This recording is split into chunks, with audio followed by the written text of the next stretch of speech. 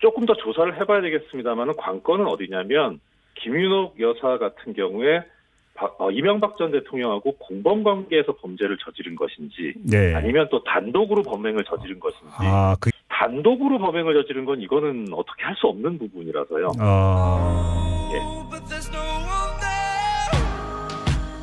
김윤옥 씨 이야기를 잠깐만 하겠습니다. 어떡해요. 진짜 하고 싶지 않은데. 명품백을 받은 게 한 건이 아니고 여러 건이에요. 여러 건. 그게 헷갈리시면 안 되는 게 아까 이팔성이 줬다는 백 2개 있잖아요. 그 백 2개 하나는 뭐 1억인가 뭐 이렇게 돈 액수도 1억 3억 너무 헷갈리시죠. 근데 그 명품백 2개와 지금 나오는 이 명품백은 별개입니다. 명품백이 이 양반은 뭐 보통 요즘에 여자분들이 그래도 많이 들고 다니는 있죠. 그거 아주 일반적인 건 아니고 네. 그 중에서도 비싼 거 주로 이제 에르메스 같은 거. 그리고 사위가 사줬다는 노란 백도 또 있습니다. 그것도 등장했었어요. 의원님 백은 뭐예요? 궁금해요. 저요? 나 어디 갔지? 어디다 놨지? 차 안에 있나 보네요. 우리 딸이 사다 줬어요. 구리 시장 가가지고. 그런데 제가 들면 다 명품인 줄 알아요. 솔직히 명품백 있어요 없어요? 하나라도. 제가요 한두 개는 있을 것 같은데. 아름다운 가게에서 가방을 샀어요. 2만 원을 주고. 그런데 그게 명품백이었어요. 다스. 닥스? 그건 명품 아닌가요? 그래갖고 그 2만 원짜리였어요. 의원님이 보기엔 명품, 김윤옥이 보기에는 중저가 상품. 아니요, 그거 아름다운 가게에서 2만 원 주고 샀어요. 중저가잖아요. 그래서 그거 하고 그 다음에 또 하나 10,000원 주고 샀어요. 아름다운 가게에서. 그냥 보니까 들기가 편해서. 그래갖고 이제 그 10,000원짜리를 들고 제가 이렇게 19대 국회 때 국회에 나갔는데 갑자기 그 행정실에 있는 사람이 달려오더니 의원님 명품백 사셨네요. 그래. 저한테요. 그래서 제가 이거 아름다운 가게에서 10,000원 주고 샀는데요. 그랬어요. 그랬더니 그 사람이 언론이 의원님이 명품백을 들고 다닌다고 사진을 찍었는데 아름다운 가게에서 샀다 그러면 그게 안 통할 거니까 그걸 들지 말래요. 아니 뭐 닥스가 무슨 닥스는 명품 아니거든요. 누가 그걸 명품이라고 해요. 그러니까 수준이 우리가 그런 거예요. 어쨌건 그 정두원의 경천 동지할 일부터 시작해가지고 그게 하나 나온 거죠. 지금 경천 동지할 하나가 명품백에 3만 달러 들어있었다. 예. 그래갖고 각서 나왔다. 지금 그거 하나 나온 거죠. 이야기는 서울신문하고 뭐 JTBC 등의 보도로 웬만큼 다 나갔고요. 네. 우리 뉴스로도 내보내서 청취자분들이 다 알고 있는데 명품백을 받아가지고 약속을 지켜라 뭐 이런 어떤 과정에서 이런 게 있어요. 그러니까 예를 들면은 이명박 자기는 여기저기서 돈 받잖아요. 근데 흔적이 안 남게 받는 방법이 있나 보죠. 근데 철없이 김윤옥 여사가 이렇게 막 받아가지고 문제가 되고 그 문제가 된 거를 외국에 있는 교포 언론사가 취재하겠다고 보도하겠다고 나오니까 그 사람들을 정두원 이런 사람들이 무마한 거잖아요. 근데요, 그 뉴욕의 한 교민신문 기자는 뭡니까? 2,800만 원인가 받고 기사 쓸라다 안 쓴 사람. 그러니까, 지금 뭐 하고 있는 거야, 이 사람은? 관련돼 있는 사람 중에 한 사람을 서울신문 인터뷰한 거를 봤거든요. 네. 이런 표현을 하더라고요. 누가 또 이렇게 될 줄 알았느냐 하면서 이제 와서 뭐 후회하는 듯한 이런 인터뷰를 해요. 후회가 되죠. 근데 우리는 다 알고 있었잖아요. 그 당시에도 저 사람 네. 대통령 되면 큰일 난다. 네. 다 알고 있었는데 뭐 새삼스럽게 와서 뭐 교포분이나 이런 분들 중에 보면은 뭐 미시 USA처럼 정의롭고 건전하신 분도 있지만 교포 중에는 그렇다고 하더라고요. 이야기 들어보면 박정희 시대에 건너가서 굉장히 이명박근혜스러운 분들도 꽤 있다. 네. 그런 분들 입장에서 뭐 이제 김대중 노무현 대통령 이후에 자기들 보수 우파라고 네. 불리는 사람들이 정권을 잡을 것 같으니까 너도 나도 할 것 없이 줄 서가지고 이렇게 선물 공세하고 이권 바라고 했다는 거 아니에요? 네, 네. 근데 그 이번에요. 이시영 씨 6억 4천만 원 강남 아파트 전세금 있잖아요. 그게 드디어 밝혀진 걸까요? 그게 추측이 많았어요. 이게 국정원 특활비다. 이상은이 준 거다. 막 많았잖아요. 그런데 이팔성한테 받은 것으로. 그러니까 이팔성이 김윤옥 여사에게 5억 원을 전달했고요. 그 5억 원이 시영 씨의 전세 자금으로 흘러 들어갔대요. 근데 이상한 건요. 왜 꼭 이렇게 받아서 해야 되냐고 6억 4천만 원을 돈도 많으면서 다 기부해서 다 기부해서 나는 돈이 없어. 아니 67억을 형이 빌려주는데 그 형한테 조카 전세 자금 달라고 하면 되지. 67억은 빌린 건 맞는데 이자는 안 준 게 맞다. 뭐 이런 식이고. 아우, 지금 뭐 이상주가 이팔성한테 돈 받은 게 총 22억이고요. 네. 그 중에 5억 원을 김 여사에게 전달했다 이거거든요. 근데 그 네. 돈은 수표여가지고 그 이시영의 아파트 전세금을 얻는데 쓰였다 뭐 이렇게 드러난 상황인데 네. 이거 보면은 돈을 모으는 사람들의 특성 중에 하나예요. 쌓아둔 돈은 꺼내기가 싫어요. 왜냐면 계속 돈이 들어오거든. 그 돈 받아가지고 그때 급한 대로 쓰는 거예요. 돈이 없어서 그런 게 아니라. 근데 다 기부해가지고 우리는 돈이 없어요라고 말씀하시면 그리고 변호사비 없다고.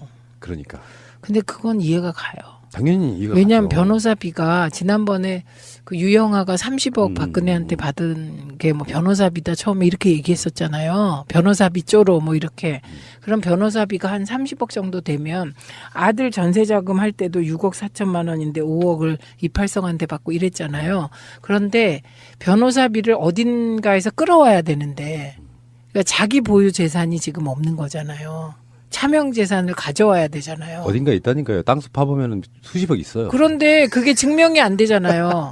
그러니까 땅 속에 숨어 있는 걸 가져오건 영화 같은 비밀 금고에서 돈을 가져오건 적어도 10억, 20억이 만약에 어디서 났다. 그러면 출처가 문제되기 때문에 그러니까. 변호사비를 조달하는데 애로가 있다. 이렇게 표현한 분이 한 분 계시더라고요. 있었죠. 그게 정확한 말이죠. 그렇죠. 돈이 없는 게 아니고 능력이 없는 건 아닌데. 그렇지 변호사비를 조달하는데 애로가 있다. 이게 맞는 거죠. 저는 그런 예상 해봤거든요. 김백준이네 이런 사람들이 다 배신했잖아요. 네. 강훈 같은 지금 현재 이명박 변호사들이 조만간 이명박 욕하면서 변호사 안 하겠다고 나올 거예요. 너무 변호사비 짜게 줘서. 그 스타일로 보면 그렇게 보여요. 그리고 이제 지금 재산이 없다는 건 또 추징금과도 연관이 있을 것 같고요. 그러니까 지금 돈이 없어야 되는 상황이고 순식간에 뭐가 나오면 또 어디서 났냐 할 거고 이명박 출두할 때 자택이 왔던 자들이야 사실 쭉정이들이어서 이명박한테 기시백을 빌려줄 만한 능력들이 안 되는 사람들이고 네. 그러니까 변호사비가 없는 건 맞네요. 지금 보니까 없네요. 예. 어쨌건 변호사님들도 조만간 김백준, 김희준 같이 될 거라고 저는 확신해 봅니다. 그리고 김백준 씨가 지금 저런 행보를 보이는 거에 대하여 많은 사람들이 의혹을 가지고 있잖아요.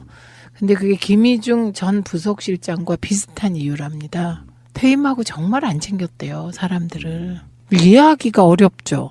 성격이 그래요. 왜 그건 낙검수의 유명한 말 있잖아요. 개고기를 먹는데 자기 것만 시켜 먹더라. 그런데 이제 이게 백이 이제 여러 군데서 여러 가지로 등장하니까 어떤 경우는 그 백 안에 돈이 있었네 없었네 이런 공방도 있고요. 이제 보도는 그러니까 이게 지금 갈 땐 있었는데 올 때 없었던 거죠. 기자들도 헷갈리는 부분이 있어요. 그래서 이명박이 그렇게 돈 긁어모을 그 시점에 김윤옥 씨한테 백 하나가 오면 그게 선물로 보이겠어요? 백을 가득 채워줘야지 뭔가로.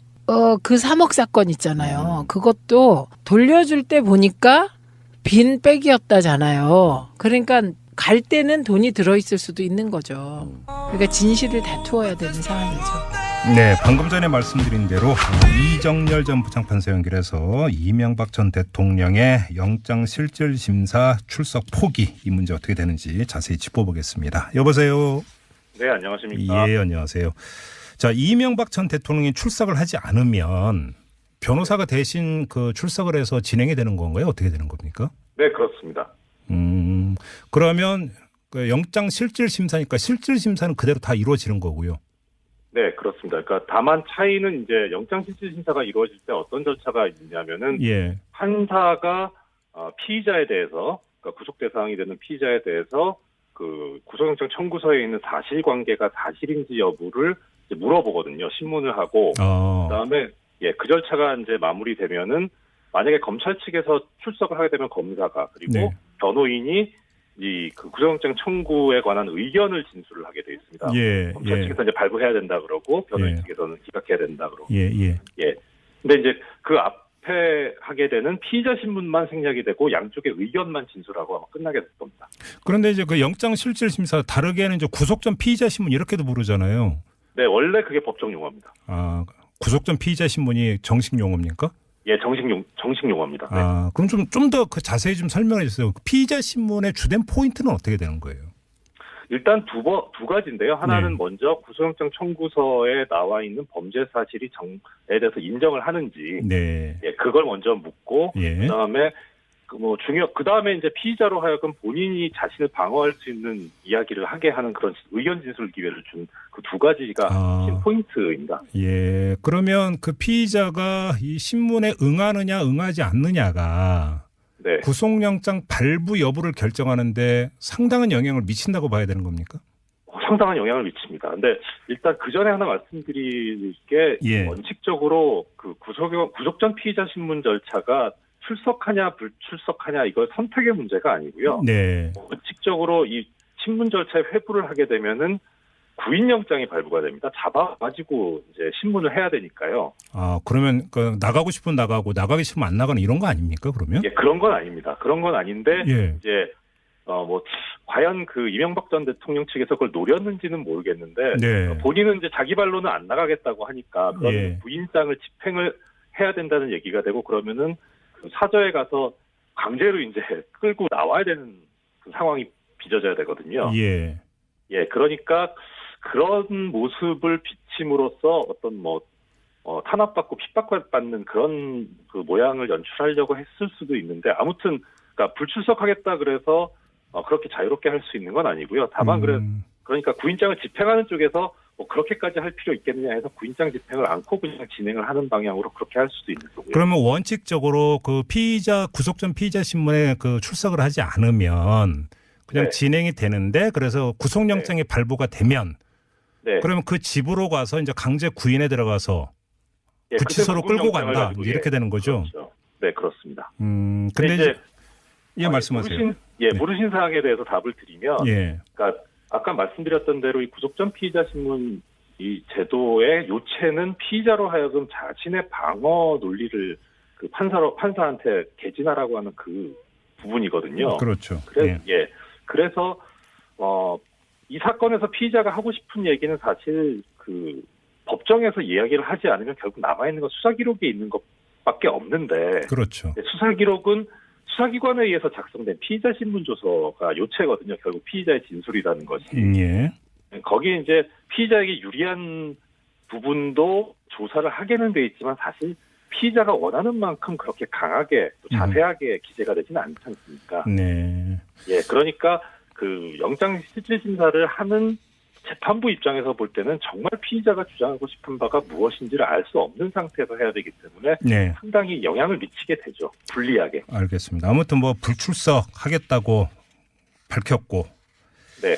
이렇게 되면은 이제 기다려야 되는 거잖아요. 발부 여부를. 네, 그렇습니다. 이명박 전 대통령 입장에서는 자, 그 이정열 전 부장판사는 구속영장 발부 여부를 어떻게 전망을 하세요? 거의 100%에 가깝지 않을까 싶은데요. 어떻게 해요? 그러니까 구속영장이 발부되는 쪽으로요. 거의 100%에 가깝다고 단언을 하시는 근거를 좀 말씀해 주세요.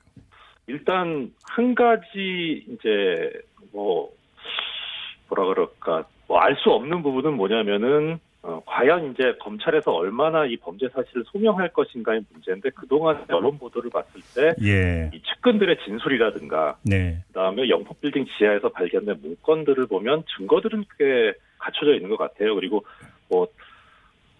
단적인 예를 들자면은 그 다스 소송비 대납 관련해서 삼성 측의 이학수 전 부회장 같은 경우에는 그 인정했다는 취지의 자술서를 냈다고도 하니까요. 네. 그러니까 범죄 사실 소명은 되는 것 같고 그다음에 그다음에 나가서 이제 도주 우려나 증거 인멸의 우려인데 네. 이 지금 이 부분이 혐의가 인정이 된다면은 이 최소 형량이 징역 10년이거든요. 그래서 이 경우에는 실형을 피할 수 없기 때문에 이런 경우 객관적으로 도주 우려가 있다고 보거든요. 예. 높은 형이 선고될 그 가능성이 있기 때문에 그래서 도주 우려도 충족하니까 증거인멸의 우려까지 따질 필요 없이 구속영장 발부 사유는 있는 것으로 지금 보입니다.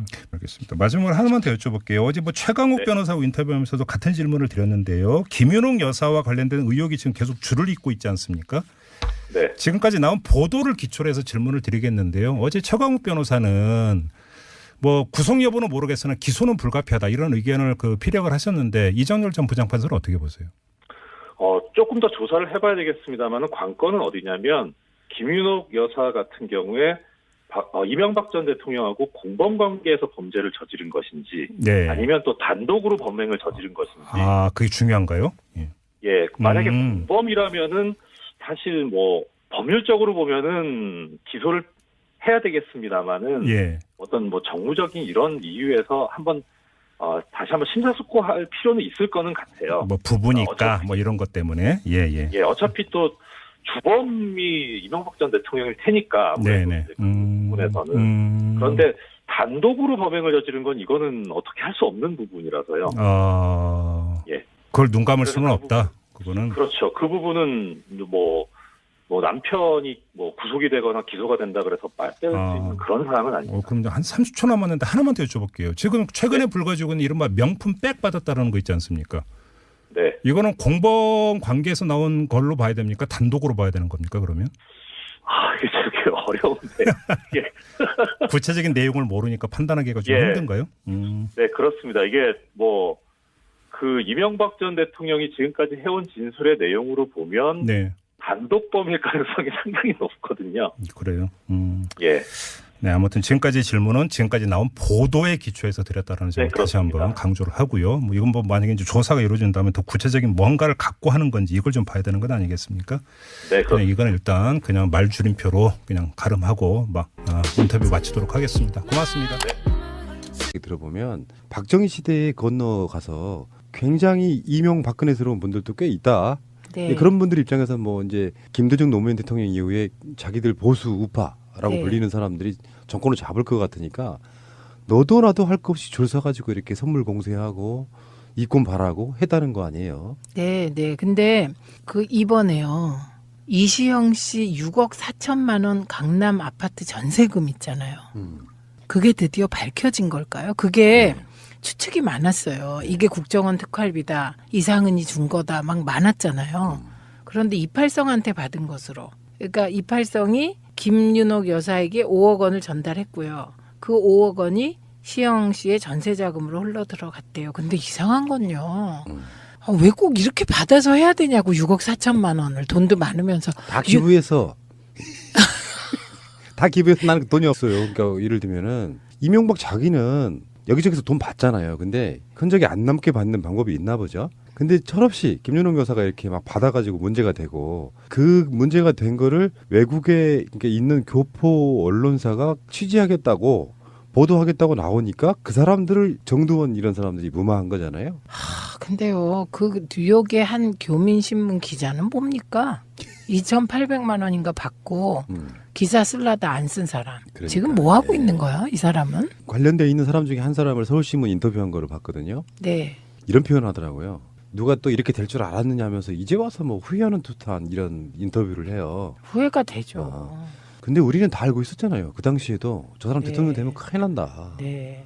다 알고 있었는데 뭐 새삼스럽게 와서 뭐 교포분이나 이런 분들 중에 보면은 뭐 미시 USA처럼 정의롭고 건전하신 분도 있지만 교포 중에는 그렇다고 하더라고요. 국회 때 국회에 나갔는데 갑자기 그 행정실에 있는 사람이 달려오더니 의원님 명품백 사셨네요. 그래. 저한테요. 그래서 제가 이거 아름다운 가게에서 10,000원 주고 샀는데요. 그랬어요. 그랬더니 그 사람이 언론이 의원님이 명품백을 들고 다닌다고 사진을 찍었는데 아름다운 가게에서 샀다 그러면 그게 안 통할 거니까 그걸 들지 말래요. 아니 뭐 닥스가 무슨 아이고 그거 닥스는 명품 아니거든요. 누가 그걸 명품이라고 해요. 그러니까 수준이 우리가 그런 거예요. 어쨌건 그 정두원의 경천 동지할 일부터 시작해가지고 그게 하나 나온 거죠. 지금 경천 동지할 하나가 명품백에 3만 달러 들어 있었다. 예. 그래갖고 각서 나왔다. 지금 그거 하나 나온 거죠. 이야기는 서울신문하고 뭐 JTBC 등의 보도로 웬만큼 다 나갔고요. 네. 우리 뉴스로도 내보내서 청취자분들이 다 알고 있는데 명품백을 받아가지고 약속을 지켜라 뭐 이런 어떤 과정에서 이런 게 있어요. 조금 더 조사를 해봐야 되겠습니다만 관건은 어디냐면 김윤옥 여사 같은 경우에 이명박 전 대통령하고 공범 관계에서 범죄를 저지른 것인지 네. 아니면 또 단독으로 범행을 저지른 것인지 단독으로 범행을 저지른 건 이거는 어떻게 할 수 없는 부분이라서요.